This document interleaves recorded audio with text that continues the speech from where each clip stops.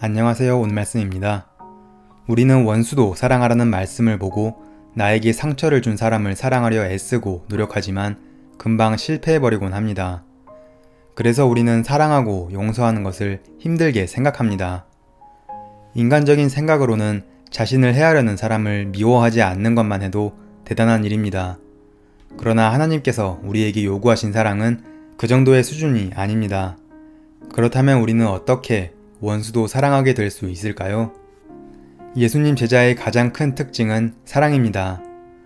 하나님을 사랑하되 목숨을 다하여 사랑하고 다른 사람을 사랑하되 자신과 같이 사랑하라는 것입니다. 그러나 많은 사람이 그렇게 사는 것은 어려운 일이라 생각합니다. 왜 사랑하고 용서하는 것이 어렵게 느껴질까요? 그것은 우리 자신의 힘으로 사랑하려고 하기 때문입니다. 우리 힘으로는 주님이 원하시는 대로 사랑하고 용서할 수 없습니다. 예수님께서 왜 십자가를 지실 수밖에 없었는지를 생각하면 이해할 수 있습니다. 우리 힘으로 구원받을 수 없기 때문에 예수님께서 십자가를 지신 것입니다. 사랑과 용서도 마찬가지입니다. 구원을 우리 힘으로 받을 수 없듯이 사랑도 우리 힘으로 할 수 없습니다. 우리의 자아는 근본적으로 죄덩어리이고 이기적입니다. 그렇게 병든 자아로는 결코 사랑하며 살 수 없습니다. 이것이 바로 사람들이 사랑을 노래하면서도 서로 상처를 주고 미움에 사로잡혀 사는 이유입니다. 톨스토이는 전쟁과 평화, 부활 등 명작을 남겼으며 작품마다 기독교의 숭고한 사랑에 대해 써서 읽는 사람의 마음을 깊이 감동시켰지만 정작 자신은 아내와의 관계가 대단히 불행했습니다. 그리스도인의 사랑의 핵심은 나는 죽고 예수로 사는 것입니다. 사랑할 수 없는 나는 죽었다는 사실을 믿음으로 고백하고 내 안에 계신 예수님의 사랑으로 사랑하는 것입니다.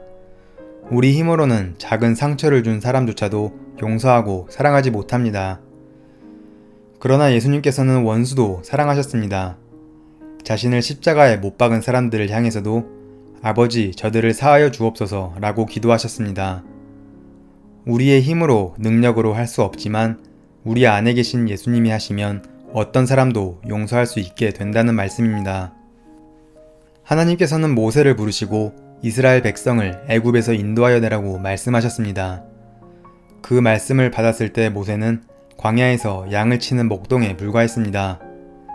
자신의 처지를 잘 알고 있는 모세는 여러가지 핑계를 대며 그 일을 할 수 없다고 버텼습니다. 그러나 하나님께서는 모세에게 가라고 말씀하셨습니다. 결국 하나님께서는 모세를 통해 그 일을 하셨습니다.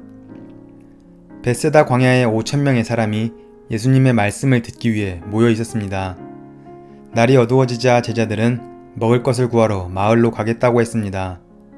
그러자 예수님께서는 너희가 먹을 것을 주어라고 말씀하셨습니다.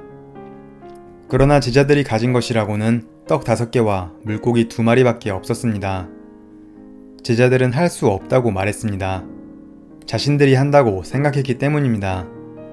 그러나 예수님께서는 떡 5개와 물고기 2마리로 5,000여 명을 먹이셨습니다. 이스라엘의 12 정탐꾼이 가나안 땅을 정탐한 후 백성에게 보고를 했습니다. 10명의 정탐꾼은 우리는 결코 가나안 땅에 들어갈 수 없을 것이라는 절망적인 보고를 했습니다.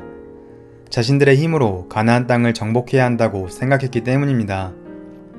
그러나 여호수아와 갈렙은 같은 상황을 보았지만 올라가서 그 땅을 취하자라고 했습니다. 하나님께서 자신들을 가나안 땅으로 들어가게 해주실 것을 믿었기 때문입니다. 사랑과 용서의 원리도 똑같습니다. 우리의 힘으로는 사랑하고 용서할 수 없지만 우리 안에 계신 주님이 하시면 얼마든지 할 수 있습니다. 관건은 우리가 정말 나는 죽었고 예수님이 하심을 믿는가 하는 것입니다. 진정한 사랑은 내 안에 사랑의 왕으로 와 계신 예수님으로부터 나옵니다. 우리가 할 수 있는 것은 내가 예수님과 함께 죽었다는 진리를 믿고 고백하는 것 뿐입니다. 그러면 예수님께서 역사하십니다. 결국 나는 죽었습니다가 사랑인 것이며 예수님 안에 거하는 것이 사랑입니다. 사랑은 노력하는 것이 아니라 이루어지는 것입니다. 갈라디아서 2장 20절 말씀처럼 이제 내가 사는 것이 아닌 내 안에 예수님으로 살아갈 때 우리는 원수도 사랑할 수 있게 될 것이라 기대합니다.